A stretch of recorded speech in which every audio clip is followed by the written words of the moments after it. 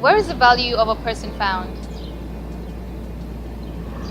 For most people, losing weight is a good thing. Well, for me, growing up, I was kind of told I was too skinny or too small. So I became obsessed with trying to gain weight. I would weigh myself, up until recently, I would weigh myself up to 3 times a day, every single day. If my weight went up, I felt confident and I felt attractive. And if my weight went down, I felt insecure. And it was almost as if the values on the weighing scale was saying that my value as a human being were moving up and down. But think about it, aren't we encouraged to kind of see ourselves and to quantify human value? A person's value tends to be measured through clothes, cars, height, salary, grades, length of a resume, cost of a house, number of friends, number of connections, number of likes, followers, children, body proportion, number of guys or girls chasing you, number of sexual partners, age, how long you've studied in school, and the list could go on. For many, this influences who and how we value people. Those quantified as being more valuable tend to be treated better. We want their attention, their friendship, their approval. We even tend to protect the lives of some more than others. Think about it on a world scale. Some people's suffering goes unnoticed, but then we mourn other people's suffering more. This is not the love we were taught by Christ. Biblically, we're told to first seek God and His kingdom, and then all these things will be added. But the pattern tends to be that we seek all these things. We seek a secure job, we seek friendships, we seek marriage or relationships, and then we try to add God as a moral accessory. But the order is all wrong. That's not how it was designed to be. While we can't quantifiably measure a person's value, the Bible tells us so much about what we're worth. Mark 8:36. What good is it for a man to gain the whole world and lose his soul? Your soul is worth more than all the wealth of the world put together. Nothing can buy you. No job can buy you. No person can buy you. No community or group. Nothing in this world can buy your soul, because your soul is more valuable than all of that put together.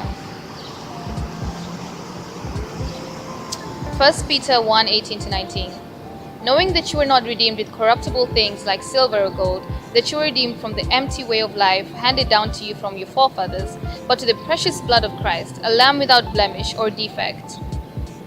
If God bought you with something corruptible like gold or silver, then that would mean our value too would also be corruptible, just by default.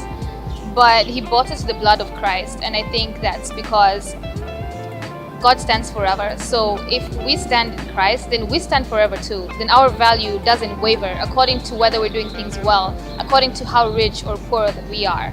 You're not any more or any less valuable if you have expensive clothes on, if you have a really nice watch, if you have a really great job. That doesn't make you any more or less valuable. And if you have an expensive wedding ring, that doesn't mean that you're more valuable. That's just what the world teaches us. But we're not of the world. Proverbs 22:1-2. A good name is more desirable than riches. To be esteemed is better than silver or gold. Rich and poor have this in common. The Lord is the maker of them all. Our value is found in our soul and in our character, not in our status or social standing. Spiritually, what is our value? Romans 5:8 says, God demonstrates His own love toward us in that while we were sinners, Christ died for us. While we were sinners. In reality, no one earned the gift. Not those who do good, nor those who do bad. It was given to any of us for free. You are not beyond repair or forgiveness. Most importantly, you're not any less valuable because you've made more mistakes. Christ justifies us through our faith in Him, and we therefore have access to grace because of this. Faith is the currency. If you can afford faith, you can have grace and you can receive salvation. Relationally, our value lies in who we are to God. 1 John 3:1 says, God loves us so much that He calls us His children. We're not His experiment, His minions, or His slaves. He calls us His children, and Jesus even calls us His friend. Through God's love, we are royalty because we're children of the King of Kings. Bam, just like that. So then, how do we measure progress and success?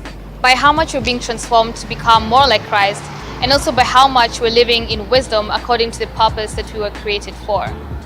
Daniel, for instance, was so pressed into the presence of God that he became better than everyone else around him. David first boasted about God's power, and because of that, he was the one who defeated the giants when all those trained soldiers were too afraid to even try. The challenge, however, is a trusting God part. To be honest, it's a little easier said than done. Trusting Him in our choices and lifestyle means not picking a decision because it makes sense to us, but first hearing what God says about that thing. I guess the question then is, what's most important to us, and what's the most important thing to you?